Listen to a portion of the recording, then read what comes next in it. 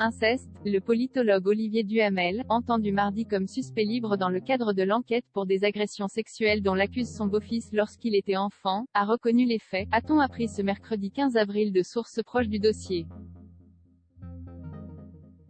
Entendu en audition libre, Olivier Duhamel a exprimé ses regrets, selon LCI, tandis que selon Le Parisien le constitutionnaliste a évoqué une « grosse bêtise impardonnable » à propos de ces faits d'agression sexuelle qu'il aurait du mal à expliquer aujourd'hui.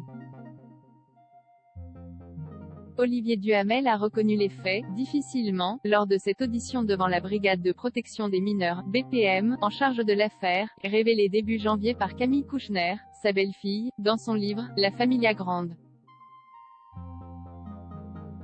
Ces faits, remontant aux années 1980, pourraient être prescrits, même si la victime, Victor, frère jumeau de Camille Kouchner, a porté plainte fin janvier. Cet homme aujourd'hui âgé de 45 ans avait déposé plainte contre Olivier Duhamel à l'issue de son audition le 21 janvier par les policiers de la BPM. Fils de l'ancien ministre Bernard Kouchner et de la professeure de droit Évelyne Pizier, morte en 2017, remariée avec Olivier Duhamel, Victor, avait été interrogé dans une première procédure ouverte en 2011. Mais il avait alors refusé de déposer plainte pour ces faits. L'affaire, à l'origine d'un croisillon MeToo inceste, la publication du livre de Camille Kouchner a suscité une libération de la parole avec de nombreux témoignages sur l'inceste, notamment sur les réseaux sociaux via le mot croisillon MeToo inceste.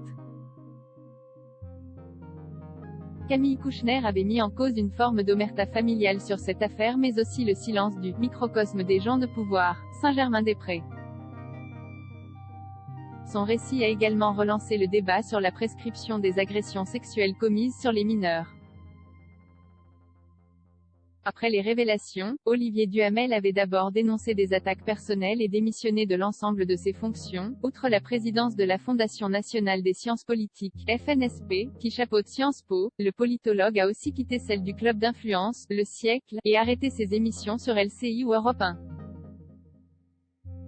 À voir également sur le Post, croisillon MeToo inceste, et il témoigne après avoir accusé son ancien directeur de centre aéré à Paris. Lire aussi pour cette autrice, l'inceste est un crime contre l'humanité. Camille Kouchner, ébahie par ce qu'a suscité son livre.